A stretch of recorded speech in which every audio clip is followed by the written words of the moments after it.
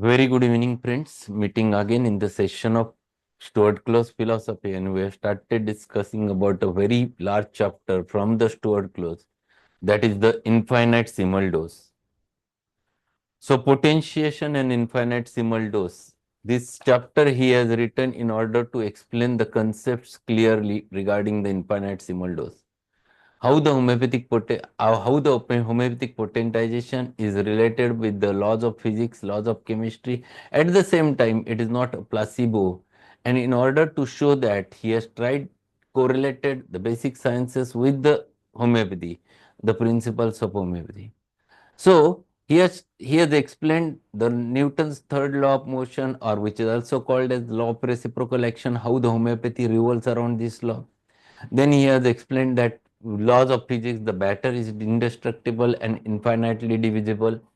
Then he explains about law of least action and how these goes hand in hand in relation with the homeopathy, and how Hahnemann arrived towards the potentiation by reducing gradually doses day by day, and coming to the solution. And when he started reducing it further in the scientific way, there also he has used the mathematico-mechanical process and developed mathematico-mechanical process, and he arrived with the potentization. This is not a one day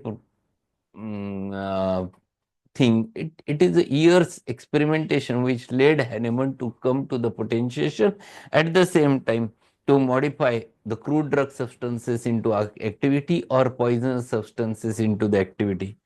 And these, after converting it into a proper potentized medicine, can be used for the therapeutic purposes without causing any damage to the human health.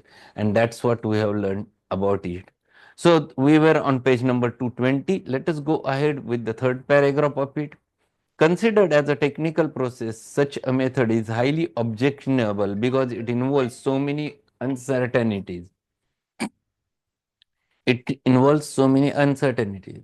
The living organism is an infinitely complex thing. When we consider the almost innumerable mechanical, chemical, and vital processes going on within its constantly changing fluids and solids. Many of these processes are very imperfectly understood. There are no means of accurately registering and measuring all these activities. No means of determining exactly what these changes are, and nor how they are modified by introduction of the foreign morbid substances used.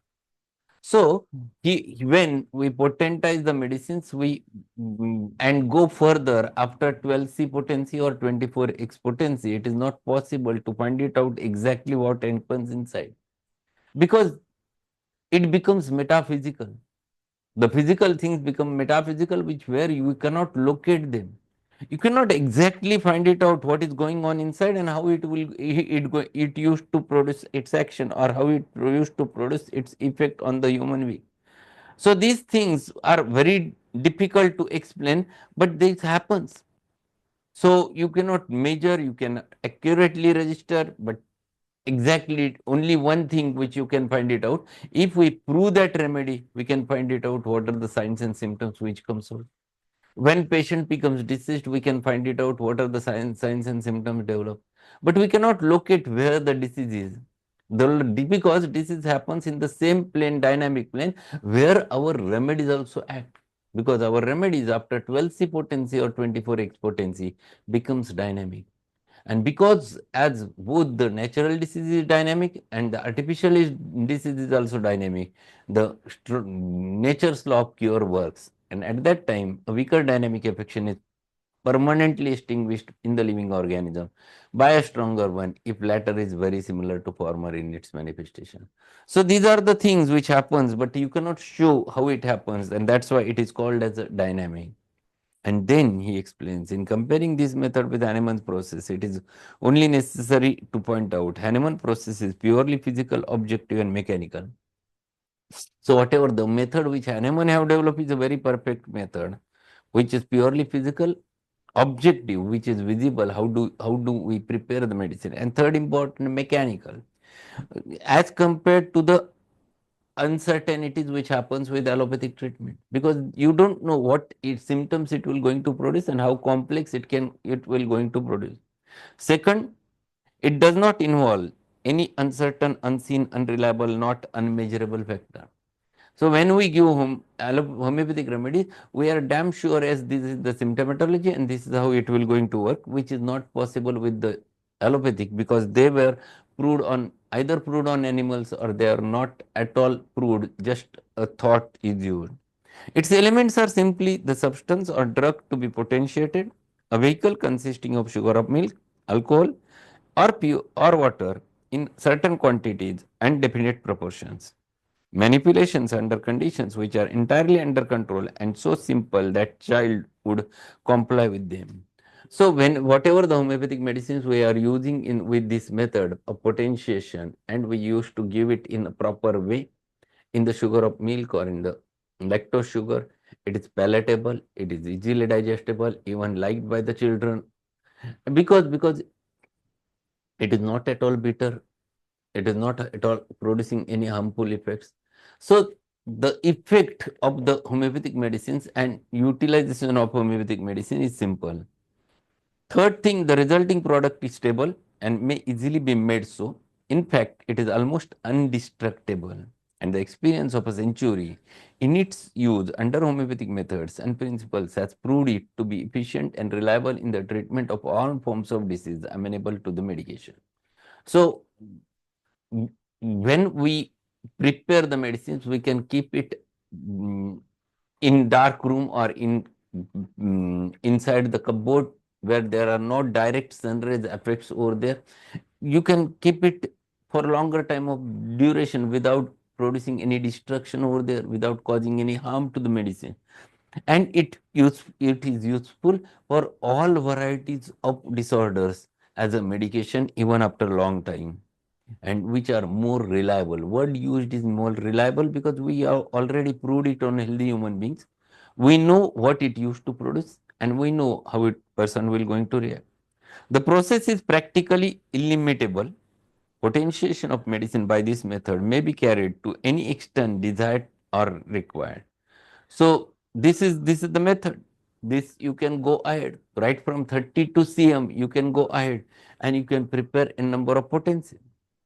To argue about a question which can be settled promptly by actual test of experience is a waste of time and energy. For nothing is gained by it, and we must come to the test, come to test of experience to in the end. To rehearse the theories, speculations, mathematical computations, illustrations from analogy, and comparisons with similar process used in the allied arts and science, put forth by the authors and disputants in discussing the pros and cons of the potentiation theory, since it was first propounded by Hahnemann, might be interesting to some, but probably no one who has allowed himself to become prejudiced against homeopathic hypotheses would be convinced by all the arguments thus stated. So there were many controversies aroused when Hahnemann started developing potentiation. But those controversies are because they have not experimented. It was just a logical controversy. When people started using, making a rehearsing of it, making again experimentation of it, and they found the truth, then objections are automatically settled. So there was no question that potentiation does it really have a medicine inside it, or where does it carry the properties or not. All those questions are answered by the experimentation. But when a sincere investigator sees an expert examine and prescribe for a case under the methods and principles taught in the Organon and witness the therapeutic effects of various potencies, he has seen the demonstration which he can repeat for himself until he is convinced that Hahnemann was right when he said, paragraph 279, experience proves that a dose of homeopathically selected remedy cannot be reduced so far as to the inferior in strength to the natural disease and to lose its power of extinguishing and curing at least a portion of the same, provided that the dose immediately after having been taken is capable of causing slight intensification of symptoms of the similar natural disease. So Hahnemann have explained over there that this dose when is very similar to the patient's state of disease, and when given to such a specific potency, depending upon judging the susceptibility of that person, if it matches perfectly, it removes the weaker natural disease permanently. And this experience we used to take even 250 years after that. Today also, we used to get the same results with the same medicines in the similar manner if the remedy is very perfect. Only thing is that it is conditional. The remedy should be perfect, and second important thing, the potency should be perfect. Then it definitely used to work. The results of use of potentiated medicines have led careful students of principles and conscientious practitioners of the methods of homeopathy to gradually rise in the scale of potencies until may have come to use most infrequently the higher potency. This is because they are found to act more gently, more deeply, more rapidly, and more thoroughly than the crude drug or the low dilution. In the great majority of cases, and because it is impossible to cure certain forms of disease without them.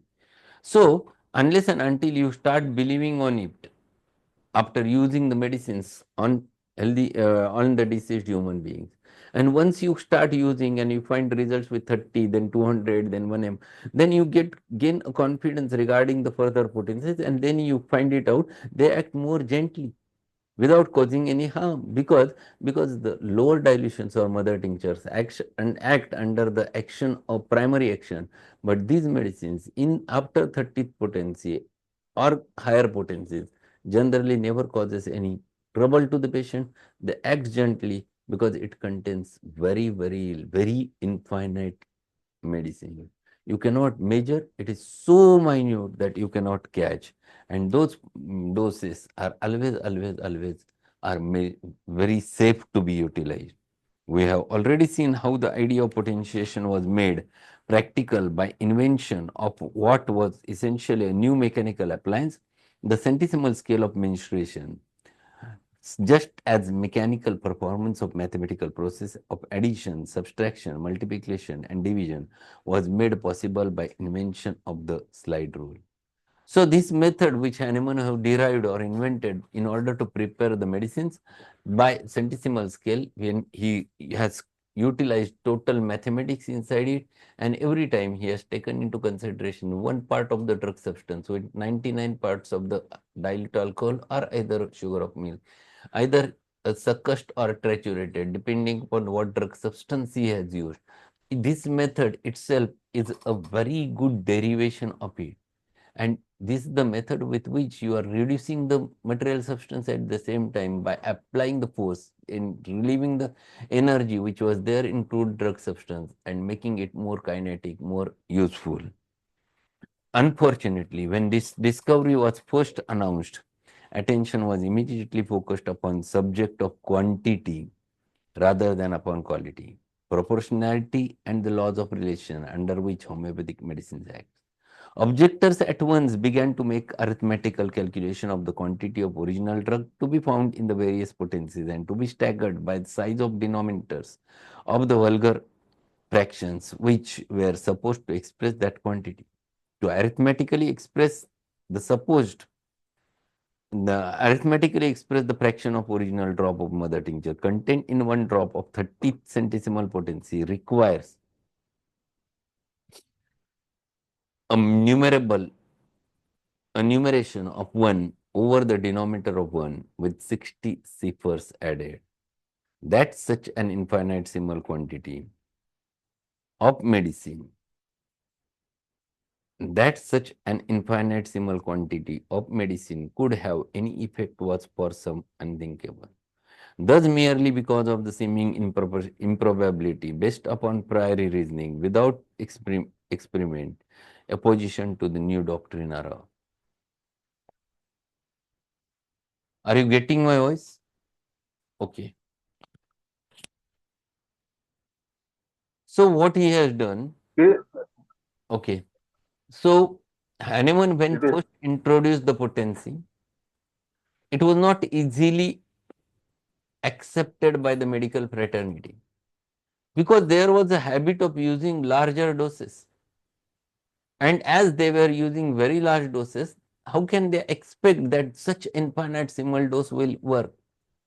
The thought is beyond their imagination, and because of which they immediately started criticizing without doing any experimentation. Hahnemann said that if you are criticizing, first experiment it and then criticize. Because whatever Hahnemann have done or whatever Hahnemann have experimented is pure experiment. It is not just a conjecture, it is not only a thought. And because of which it was possible that the results which Hahnemann have explained were thorough, they were truths. Only thing was that there was need of re-experimentation for the people who were not accepting it. It never occurs to such minds to study the laws of relation, not to ascertain experimentally whether such potency really does act when brought into proper relation with living organism. They refuse to submit it to the actual test of experience. To a scientific mind, such an objection is not worthy of consideration. The objection of improbability in matters of fact is always childish. On such grounds, even notable invention of the last century would be rejected. What more improbable than the assertion that a man sitting in his office could audibly converse with his friends 3,000 miles away across the continent? But there stands the telephone on his desk ready for demonstration. So he is explaining it that people were not accepting, and unless and until one do the experiment, they will not going to accept. And those who without doing experiment criticizes, he says it is worthless, it doesn't have meaning, and it is childish. The word which he has used is very clear, childish. And what he says, if you have understood the concept of telephone, you can talk to the person who are miles away. If you have accepted the science behind that, then it is duty of you have to accept the science behind homeopathy. If you are not accepting that science, then you are not accepting things properly. You must correlate, you must find it out how Hahnemann have come to the conclusion of potentiation by through the science only. The efficiency of homeopathic potency is not to be determined by calculation, but by actual trial upon living organism. If one desires to be convinced that there is power in 30th potency of arsenic, let him put 10 drops of it in half pint of water and begin taking tablespoonful doses of it every 3 hours. Convincing proof of its true power will be experienced inside of 3 days. So he says that if you don't believe, then make an experiment. Take arsenic 30 at least for 3 days and let us see what happens. I will suggest instead of arsenic, better to take the sulfur. That is a good solution. Those who don't believe, then they should experiment with sulfur. Only thing is that once they start getting the symptoms, then don't say that it is placebo effect.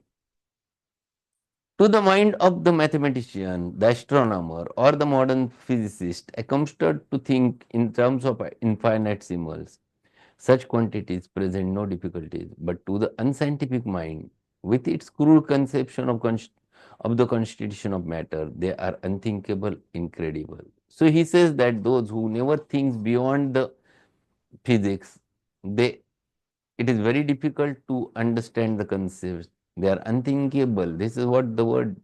It did not occur to the objectors.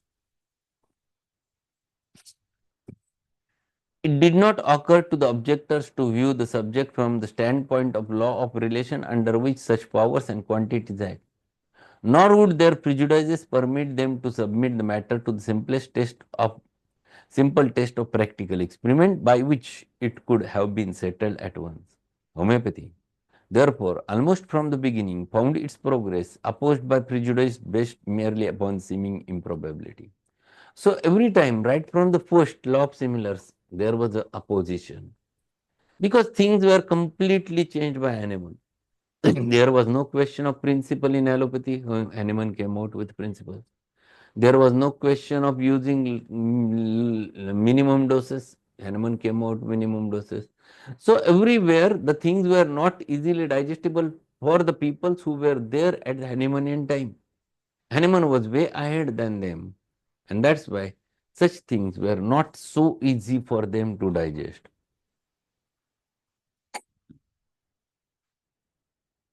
The discovery of spectrum analysis, which revealed the presence of drugs as far as 12th centesimal potency, this is called as an Avogadro's hypothesis. 12th centesimal potency led to the infinitely small quantities of a significance not yet fully recognized in its big bearing upon homeopathy. But even this, while it confirmed the fact of the presence of drug, could not explain the relation of imponderable substances to the living organism. The fact, as pointed by Ozanam in the Hahnemann, by his discovery of potentiation, raised homeopathy to a level with other natural sciences, since he created for it a method which is analogous to the infinitesimal calculus of mathematics, upon which is based the atomic theory of chemistry. It illustrates and harmonizes with the theory of interatomic ether of space, or the theory of radiant state of matter, the theory of electric potential of the present day physics, and with the chemico-cellular theory of physiology and pathological anatomy. It agrees with modern bacteriology in its explanation of the action of pathogenic organisms as being due to the infinitesimal quantities of their secreted poisons. It is in harmony with latest conclusions of modern psychology. So, what two things which he has mentioned over there? In first paragraph, he has mentioned about the Avogadro's hypothesis that with spectrum analysis, it was possible to find it out the quantity of medicine with the spectrum analysis up to the 12C potency. So, which was indicating that medicine used to remain. And second important paragraph, which where he explains that all the laws of homeopathy, they are related with all those basic sciences. So there was a, it was related to the theory of atomic theory of chemistry, it was related with mathematics, it was related to the radiant state of physics or matter, the theory of electric potential of the present day physics, or chemico-cellular theory of physiology and pathological anatomy.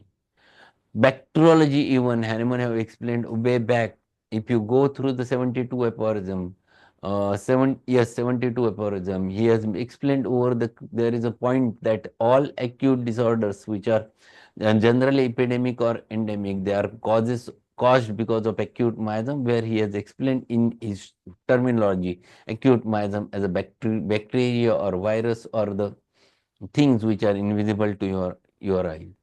Homeopathy is in harmony with latest conclusion of modern psychology. 250 years back, Hahnemann said psychology is important. He has proved the remedies to the psychological point of view, and at the same time, he has taken into consideration the psychology of each and every patient, so that it becomes quite easy to find it out all those things. So, what he was explaining is very clear and important. These are the things one must understand. And why he is explaining it because he wants to tell you exactly the science behind the thing. And this science is so much important to understand. Some aspects of it we have finished. It is a big chapter. We have to go ahead with it tomorrow also. So we'll continue with it. Today evening we're going to learn one more remedy from fourth year syllabus. Few remedies which are already uploaded, I will not going to repeat them. So we'll directly go with the one remedy called to be Artemisia vulgaris from Borix Madra Medica today. At 8:15 be there to learn Artemisia vulgaris. A wonderful remedy, is very useful in day-to-day practice for epilepsy. So that's all for today. Thank you and good evening. Thank you, sir. Have a good evening.